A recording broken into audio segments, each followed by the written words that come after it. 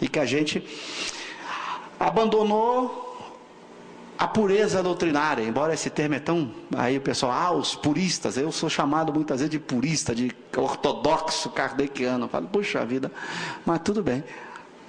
É um belo nome, pelo menos a gente tem que agradecer que é um belo nome, ortodoxo, purista, imagina. Mas é por quê? Porque a gente prefere adotar essa linha de pensamento que está na obra de Kardec. Por isso que eu digo, por isso a gente defende essa posição. Aqueles que concordam, vale a pena conversar. Os que querem adotar outra posição, nós os respeitamos. Nós os respeitamos. Só que tem uma coisa, essa posição que Kardec adota, ele chamou de espiritismo. Então deveríamos pensar nisso. Kardec chamou isso de espiritismo, ele criou a palavra. As pessoas que estão adotando outra posição deviam ter mudado de nome, né? Como Einstein, quando criou a relatividade, mudou relatividade, não a física clássica, porque ele foi contra Newton. Então, o que as pessoas querem? Tomaram posse da palavra e querem dizer que a gente não é espiritismo, né? Ou seja, que Kardec não é espiritismo, né? Ou então, ainda mais, que o espiritismo evoluiu. Que evoluiu. Que o espiritismo sofreu uma renovação, um progresso, avançou, apoiado no próprio texto da Gênesis, que Kardec diz que o espiritismo progride. Claro que progride, toda a ciência progride. Mas o progresso tem que ser feito nas bases que a ciência estabelece. Qualquer ciência progride dentro das bases do seu próprio programa de pesquisa. A física avança, a química avança, a biologia avança, mas o seu avançar é estabelecido no próprio programa de pesquisa dela. Não é por loucura que cada um vai inventando, que vai avançando. Claro que o espiritismo progride e tem que progredir, mas não por meio de loucura. Não porque cada um vem e inventa uma loucura, sem argumentos, sem fundamento, e contradições o tempo inteiro. Afirma num lugar, afirma diferente no outro, cheio de contradições, que violam os princípios fundamentais do espiritismo. E aí, em progresso de ciência, a gente sabe, quando você faz uma ciência, e você agora cria uma outra que viola os princípios fundamentais daquela, você está fazendo outra coisa, não mais espiritismo. Então, se alguém vier e mostrar algo contra os princípios fundamentais do espiritismo, você tem que criar outra coisa, porque você violou. Isso se dá na física, em qualquer outra ciência. Você está criando outra ciência. E o caso da projeciologia? Do caso, exatamente, com todo respeito ao pessoal que trabalha lá. Eles foram muito mais coerentes. Eles estão propondo outras coisas, eles criaram outros nomes. Eu acho que essa é a postura correta. As pessoas que querem criar novas propostas, novos sistemas que divirjam radicalmente do sistema kardeciano, teriam que criar outros nomes. Porque para não confundir, né? Por respeito ao bom uso da linguagem. Para que não fique multiplicando, como diz Kardec na introdução do livro, para não multiplicar os casos já tão numerosos de anfibologia. E vai multiplicando, por isso que ele fala, não há uma palavra aqui, quando ele fala da religião, para exprimir as duas ideias. Uma palavra só cria confusão. Aí o cara, hoje a palavra espiritismo então é confusão completa, né? Porque você não sabe mais do que se trata. Se você pronunciar a palavra, o cara pergunta mesa branca, mesa preta, é espiritismo kardeciano, é espiritismo de Chico, cada um vai tendo. Você tem hoje os diversos sistemas e cada um vai usando os seus nomes. E aí, mas todos com a palavra espiritismo. Ninguém quer abandonar a palavra espiritismo. É curioso isso. Ninguém quer abandonar essa palavra, quer tomar para si a palavra. Força que ela tem. Porque ela tem força. Ela ganhou força política. Ela ganhou força, então ninguém quer abandoná-la. Mas Kardec está aí com a sua lucidez, com o seu bom senso para ensinar a gente. Então ele tem uma lucidez que você vai encontrar. Naquele capítulo da vida espírita, ele vai deixar muito claro como é que o espírito vive e o que ele põe, quais são os seus recursos. A gente tem que ler, reler, pensar, olhar a revista para entender a lógica do pensamento kardeciano, tudo aquilo que ele coloca, essa doutrina muito bem construída, sem inconsistências. E numa clareza de deixar a gente assim, meu Deus, como é que alguém foi por esse caminho? Como é que determinado autor seguiu para lá? Você vê, ele não estudou Kardec. Ou se estudou, discordou e resolveu criar outra doutrina, que não é a doutrina espírita segundo Kardec. O que torna um absurdo, porque a gente às vezes tem que falar assim, às vezes algumas pessoas brigam comigo quando eu falo assim, o Espiritismo segundo Kardec. Eu já recebi vários e-mails de pessoas me puxando a orelha. Mas desculpa, é que saíram tantos com o nome Espiritismo que eu não sei qual outro jeito de dizer. Saíram tantos que eu não sei. Se eu não dizer assim, Espiritismo segundo Kardec, eu não consigo dizer. Porque há tantas propostas com o nome de Espiritismo que são contrárias, entram em contradição com a proposta kardeciana, que eu não sei que palavra usar. Olha, a gente não queria usar. Eu não gostaria de dizer Espiritismo segundo Kardec, gostaria de dizer só Espiritismo. Mas não dá. Não dá mais. Talvez desse lá no começo do século XIX, agora não dá mais. Infelizmente. É um problema social, um problema histórico, um problema dos dias atuais. Há muitas propostas com o nome Espiritismo. Mediúnicas e não mediúnicas. E aí o que você faz?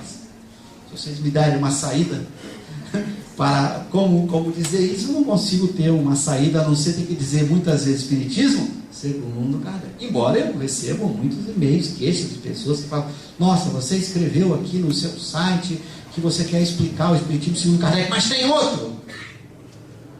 Aí eu falo, puxa, é só você olhar a literatura para você ver que tem vários. Infelizmente. As pessoas mudaram, mas não trocaram o nome. Criaram outra proposta, mas não trocaram o nome. E isso já começou no século XIX. Não foi agora. Aí, só para citar um exemplo, eu não falar em abstrato, são as obras que foram editadas por Rustem. É um exemplo. Viola o princípio da não retrogradação, viola vários princípios das obras. Então é outro Espiritismo. Outro. Não é o Espiritismo de Kardec. Já começou lá no século XIX. A pessoa criando uma proposta que viola vários dos elementos essenciais da proposta kardeciana.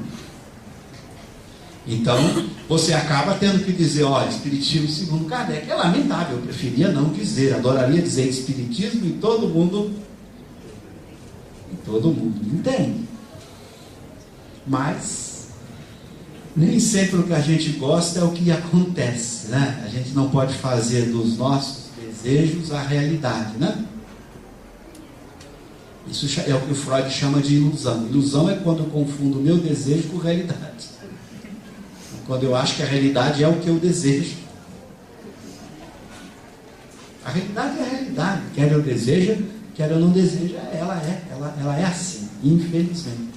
Mas então, por isso a importância do grupo de vocês aqui, eu sei quanto a Sônia e o grupo aqui insiste que vocês estudem Kardec, para que a gente tenha clareza de que o pensamento de Kardec, o que ele diz.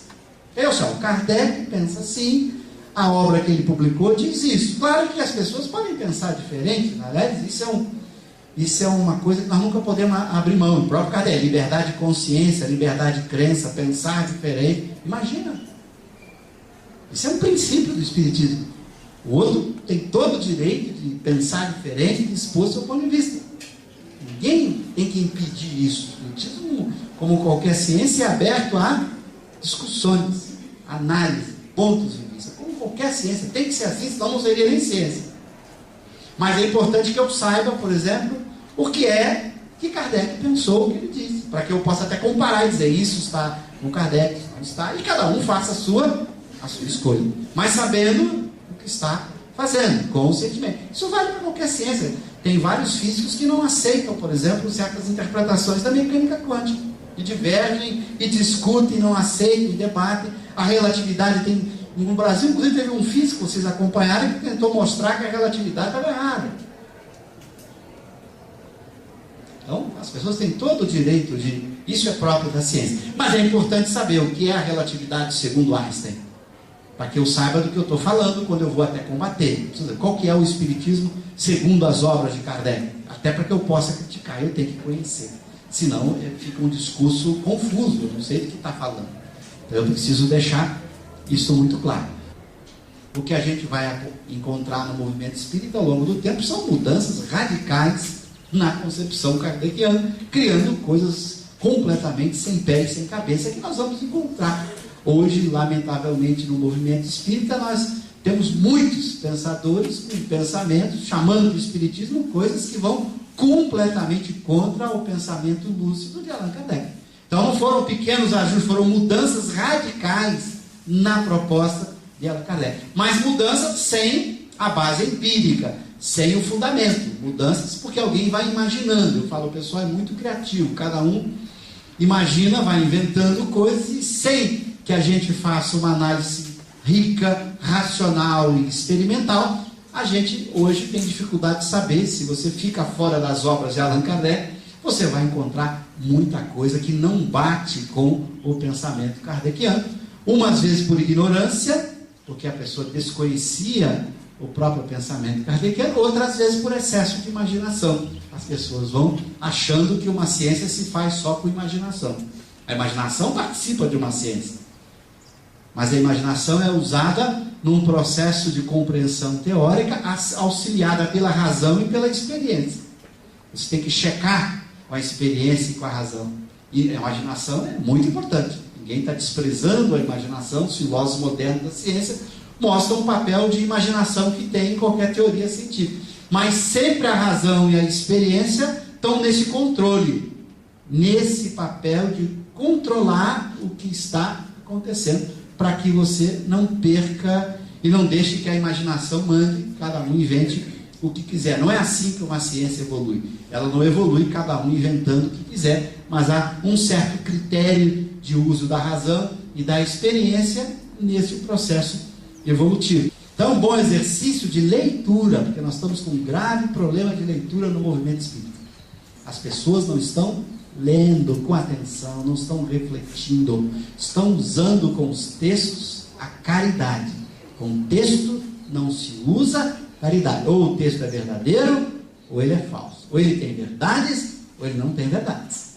Não interessa quem escreveu. E apontar num texto coisas que estão erradas não é desrespeitar o autor. Não é agredir o autor.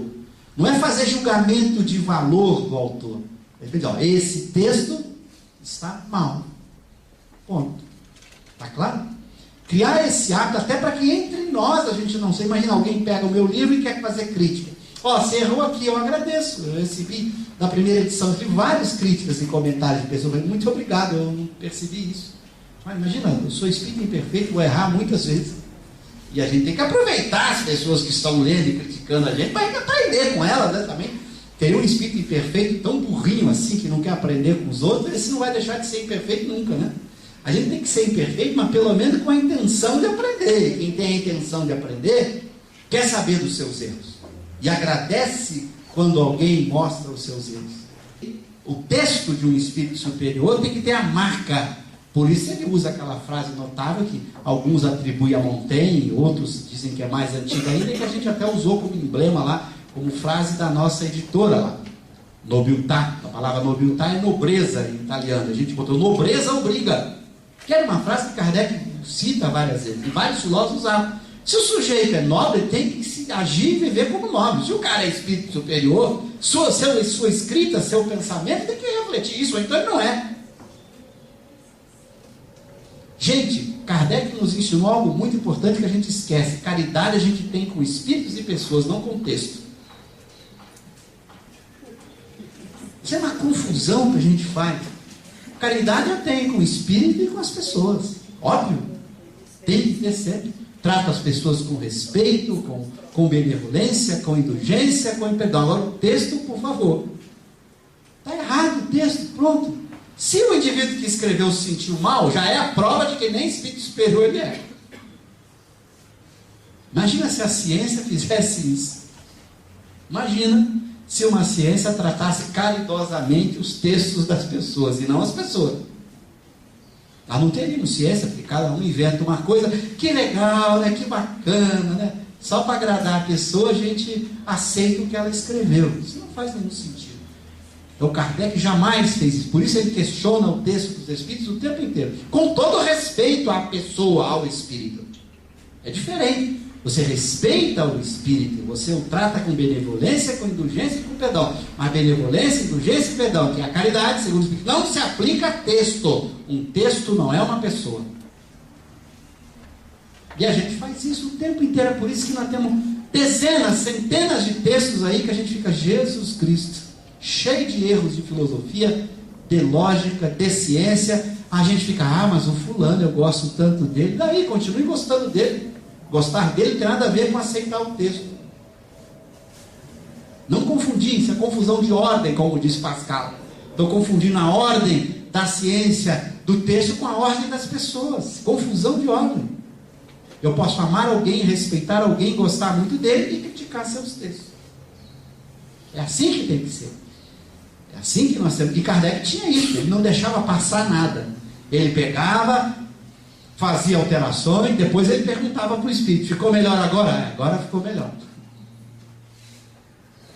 E se o médium se incomodasse com isso, com o espírito, já era uma prova de que ele não entendeu o espiritismo e de que não era um espírito bom.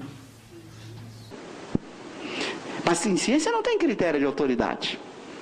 Não é o nome que está assinado, mas a lógica, o bom senso, a articulação do sistema, a sua coerência interna, a ausência de contradições, essas contradições aparentes, como eu mostrei aqui, que Maria e José é perfeito, mas eles não têm, as diversas contradições, são essas estruturas que você vai aprendendo do sistema que você vai escolhendo. Claro que se tiver um rustenguista presente, ele vai defender o sistema dele e eu respeito. Ele acha que o sistema dele é mais coerente. Claro que eu vou continuar perguntando como ele vai explicar essas coisas. Claro, se ele quer discutir. Se ele não quer discutir, aí eu não vou nem perguntar. Ou você está discutindo, ou na ambiente de discussão vale os argumentos. Coloca você o argumento, eu coloco o outro, e é assim que se aprende. A gente aprende discutindo, estou colocando ideia. Como eu estou colocando aqui argumentos contra várias obras mediúnicas que vocês sabem que descrevem os espíritos cheios de órgãos. Vocês podem dizer, o Cosme está aqui criticando um montão de obra. Eu não, Kardec, está lá na pergunta 257. Se você quiser, eu abro aqui e lê lá, não tem órgãos. Agora, eu acho o Kardec muito mais razoável. Opinião minha. Seus argumentos me parecem muito melhores. Por essas razões que eu estou colocando aqui. Mas o sujeito pode achar que essas obras revolucionaram Kardec, como já me disseram. Esses espíritos revolucionaram Kardec, foram além do que Kardec. A doutrina avança, progride, como Kardec disse. E esses sistemas foram progresso do espiritismo. Eu falo, bom, eu não vejo assim, como progresso. Eu acho que isso são equívocos. Minha posição. E eu dou meus argumentos. Inclusive argumento de análise textual. Que eu podia aqui botar os textos para vocês e mostrar as frases sem sentido nos textos. Várias frases sem sentidos. Várias frases com erros científicos. Poderia fazer aqui, pegar o texto, olha essa frase aqui, está sem sentido, tem erro científico. Então, esses espíritos que pretendem superar Kardec cometendo erros científicos desse jeito, frases sem sentido desse jeito, me desculpa, mas eu não posso aceitar. Quem pretenda superar o pensamento de Kardec não pode cometer erros tão graves como a gente mostra que a obra tem. Então, é a opinião do Cosme? Opinião do Cosme. Mas eu estou dando os argumentos, de você outra. É discussão ou é religião? Se é religião, eu nem discuto, fica você com a sua, eu fico com a que eu não tenho. E nós ficamos amigos, nos apreciamos, nos admiramos, sem nenhum problema emocional de eu ficar com raiva de você ou você ficar com raiva de mim. Porque ciência não é para você ficar com raiva. Ciência é para discutir a verdade de forma fria, lúcida. Rose foi um médium da Sociedade Espírita de Paris. Se vocês entrarem lá no site do IPEAC, entrar aqui no site do IPEAC, e vocês pesquisarem Rose, vocês vão achar várias mensagens de Jesus, Espírito de Verdade, psicografadas por Rose. Então, nos primeiros anos do movimento espírita, kardeciano, 58, 59, 60, o médium do Espírito de Verdade era Rose. No entanto, Rose continuou produzindo, e esta obra aqui dele tem várias mensagens do Espírito de Verdade, São Luís Lamennais, e Kardec recusa. Kardec não tinha o que a gente criou muito no movimento, que é a ideia de que o médium produziu uma coisa, tudo que ele produzir eu engulo, aceito. Kardec jamais usou essa postura. Não tinha uma única obra que ele não fazia análise. Não importa, ele não era o médium de Cosme, era o médium de Jesus, que recebia o Espírito de Verdade. Então você poderia, nossa, se esse médium recebido de verdade era um médium perfeito. Não tem médium perfeito. E mesmo a mensagem não é do médium, a mensagem é do Espírito. O médium pode ser muito bom e o Espírito que escreveu não. Então você tem que examinar a mensagem. Esse é o erro que nós cometemos, que Kardec jamais cometeu. Você tem lá um médium recebendo belas comunicações, todo mundo transforma em revelador. E aí você deixa de analisar as comunicações que vêm através dele. Você não separa o joio do trigo. Ver o exemplo do Rose que Kardec deixa para nós é considerável. Ele não era um médium qualquer, era um médium do Espírito de verdade. Nós que somos médium Espírito de mentira, imagina então o que não deve ler, o que a gente não tem que ser questionado a mensagem que você recebe. Não é verdade? Então, porque o Kardec fala, você tem que examinar tudo que venha dos Espíritos, venha do médium que vier. Então você precisa examinar tudo, para você separar o joio do trigo, as mensagens boas das mensagens ruins. E quando você separa, você descobre algo muito interessante. Tem uma mensagem que tem um pedaço bom, um pedaço ruim. Fica com o pedaço bom, o pedaço ruim você manda. Vou jogar, a mensagem tem coisas boas. O cara manda lá, ame ao próximo como a si mesmo. Faça a caridade. E daqui a pouco ele fala uma bobagem. Você vê, ele disse, ame o próximo como a si mesmo. Faça a caridade. Isso não é uma coisa maravilhosa? E no entanto, aí você vê uma frase seguinte como um absurdo. Você vai jogar a mensagem inteira fora? Não, esse pedaço aqui está muito legal. Pega Comunicações à Prova, o Livro dos Médicos, você vê que Kardec faz isso. Esse pedaço está ótimo, esse aqui... É assim, você vai extrair o que é bom. Isso não quer dizer que você está... Só que isso significa que esse espírito que está comunicando não é um espírito superior da escala espírita. E aqui é curioso, porque ele recusa esse livro, que vocês podem baixar. Nós conseguimos dois volumes deles. Não conseguimos o segundo. Pegamos o primeiro, está aqui, pode baixar, está em francês. Vale a pena você olhar. Aí você lê assim, quando a gente pegou esse livro pela primeira vez... Foi muito curioso, porque a gente viu Rose e vi mensagem de Espírito de Verdade. Eu falei, meu Deus, que maravilha! Aí a gente começou a lembrar onde eu já tinha lido isso. Aí a gente foi, o catálogo tem. Quando eu vi esse comentário de Kardec, eu falei, ai meu Deus do céu. A gente pegou todo empolgado e vendo. Aí quando a gente começa a ler, a gente vê por que Kardec recusou. Kardec analisava tudo. Não interessava o médium, não interessava a assinatura. A mensagem tem coisas que tem que ser analisadas. E ele analisava. E ele colocou aqui, recomendou para você estudar. Embora ele faz a nota do que está aqui é contrário à doutrina dos Espíritos. E, no entanto, ele recomenda que você lê, que você estude. Por quê? Porque a gente só aprende estudando os prós e os contras, os bons livros que têm ideias de acordo com o pensamento, e ideias contrárias. É assim que se aprende, é comparando, analisando, botando a razão para funcionar, para livremente você concordar ou aceitar. Não há no Espiritismo índex. No movimento espírita há, no Espiritismo não. Índex proibitório, lembra disso? Quem lembra disso? Na época da igreja, é proibido tal texto. Não tem isso em Kardec. Então vamos fazer a biblioteca espírita, não podemos botar ali certas obras, a gente escuta isso no movimento espírita o tempo todo. Não podemos ali botar certas obras, por que não? A biblioteca tem que ter de tudo, os prós e os contras. Compete às pessoas estudarem de tudo. Kardec dá um exemplo, ele bota, tem um item lá, o capítulo que eu vou mostrar ali do catálogo, que é só de obras contrárias ao Espiritismo. Ele tem uma seção das obras contrárias, das obras contra o Espiritismo. Por quê? Porque o Espiritismo é uma doutrina tão bem construída que ela tem que submeter à razão. Por isso que no Evangelho ele coloca lá, já na capa, a frase: fé inabalável só é aquela que pode encarar a razão de frente, face a face, em todas as épocas da humanidade. Então tem que ler de tudo, questionar, refletir. E ele dá esse exemplo o tempo inteiro. E esse exemplo com Rose é curioso, porque ele era o médium que na Sociedade Espírita de Paris mais recebia durante os anos iniciais, depois foram outros médios, mas na Sociedade Espírita de Paris, o Espírito de Verdade se comunicava através do Rose. Então era o médium que recebia o pensamento do Cristo.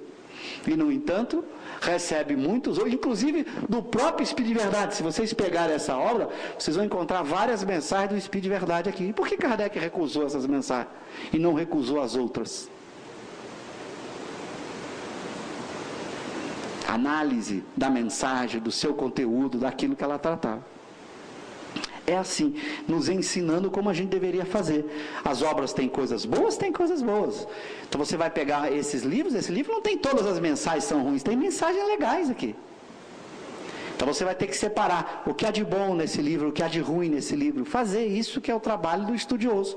Ler, aproveitar o que há de bom, recusar aquilo que viola a lógica, viola a ciência, vai contra o que se sabe. É o que Kardec faz e dá exemplo. Esse é um exemplo muito curioso. Alguém aqui levantou a mão. Ele faz isso constantemente na revista. Sim, faz na revista e faz no Livro dos Médiuns, a gente esqueceu disso. O capítulo das Dissertações Espíritas, um dos últimos capítulos, tem um item no capítulo chamado Comunicações Apócrifas. Kardec pega as mensagens e analisa. O que é bom nessa mensagem, o que é de ruim. Se a gente fizer hoje no movimento espírita, a gente é crucificado. Eu tenho sido crucificado porque faço isso. Mas não abro mão de fazer isso. Mensagem não interessa ao médium, não interessa a assinatura. Está mal aqui. Pronto, está mal, pronto. É assim que a gente aprende, é assim que a gente cresce. Uma ciência é assim. Uma ciência tem que ser, senão ela não progride como deve progredir. Ela se enche de enxertos malucos, porque cada um vem dar uma ideia maluca e a gente vai aceitando. E isso Kardec não fez, ensinou a gente a não proceder assim. E deu exemplos. Tem vários, esse é um exemplo. Curiosíssimo, conseguiu resolver não, né? Então quem quiser ver essa obra do Rose, que tem, você vai ver lá mensagens de São Luís, Espírito de Verdade, você fala, meu Deus, mas cuidado, leia com muita atenção, que você vai descobrir muitos problemas da mensagem. Mas é um belo exercício. Quem lê francês para saber, o que eu aproveito, o que eu não aproveito da mensagem. E veja que o conceito de complementar para Kardec era diferente. Complementar eram obras cujo tema eram temas espíritas. Mesmo que tivessem alguma coisa contra o Livro dos Espíritos, contra a proposta de Kardec. Ele colocava como complementar. As obras contra o Espiritismo são aquelas que vão contra mesmo, que não aceitam nada, que não consideram. Nessas obras não, tem coisas espíritas e tem coisas que você recusa. Então ele chamava isso de obras complementares, num conceito diferente do que a gente usa hoje, quando se trata de complementar. Está claro? Embora nós usamos a palavra complementar hoje, mas o que nós chamamos de complementar se aplica muito bem a Kardec. Muitas dessas que nós chamamos de complementar tem exatamente isso. Tem coisas boas e coisas ruins. Compete a você separar o que é bom do que é ruim. Cada um lendo, estudando, aprendendo a fazer isso. O Espiritismo é uma doutrina da lucidez. Nós vamos ver daqui a pouco quando tratarmos do capítulo Caráter da Revelação Espírita, em que Kardec define o que é esse Espiritismo e qual é o seu caráter. É um capítulo importantíssimo.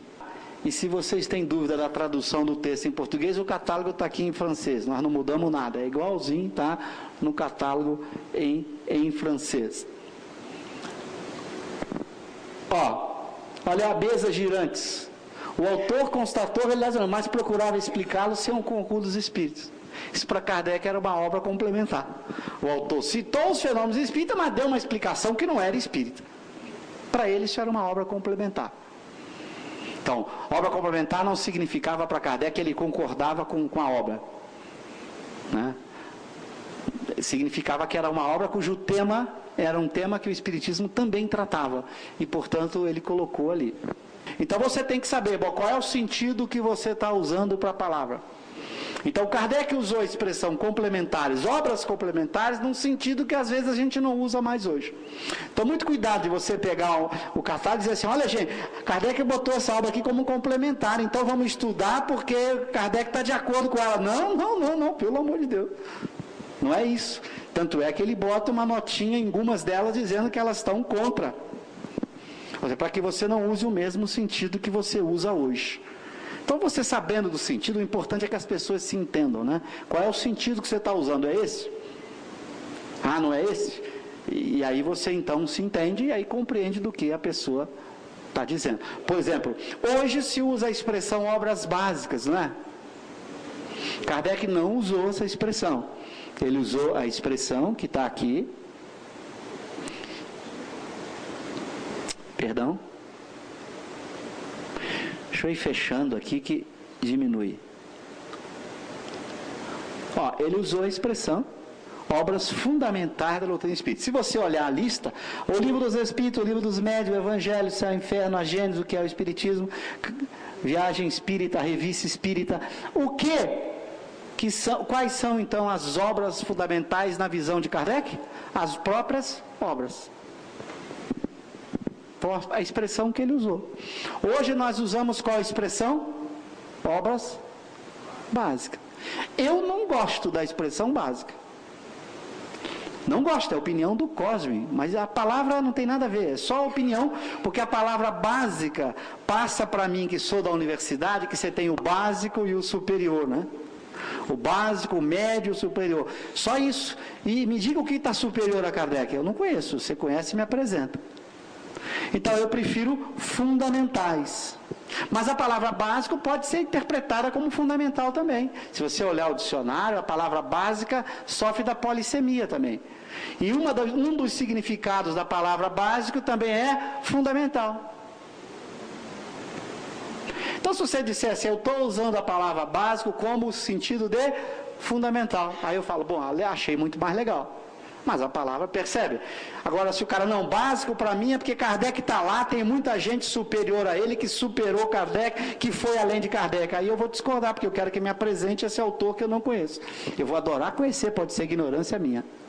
Aliás, sempre que eu faço palestra, eu pergunto, me dê alguma coisa que seja mais profundo, que tenha superado Kardec. Eu vou adorar ler, porque eu não sou dogmático. Leio de tudo. Então, mas aí é só questão de palavra, de novo palavra, a ideia que é importante, não a palavra. Use a palavra que quiser usar, desde que você diga exatamente qual é a ideia que você quer passar por ela, senão a gente cria confusão, né? Eu estou falando de uma coisa e você está entendendo outra. Por isso que foi boa a sua pergunta, né? Porque senão eu estou falando de complementar no Kardec, você usa complementar no outro sentido e a gente não se entende, porque a gente está usando sentidos diferentes para uma mesma palavra.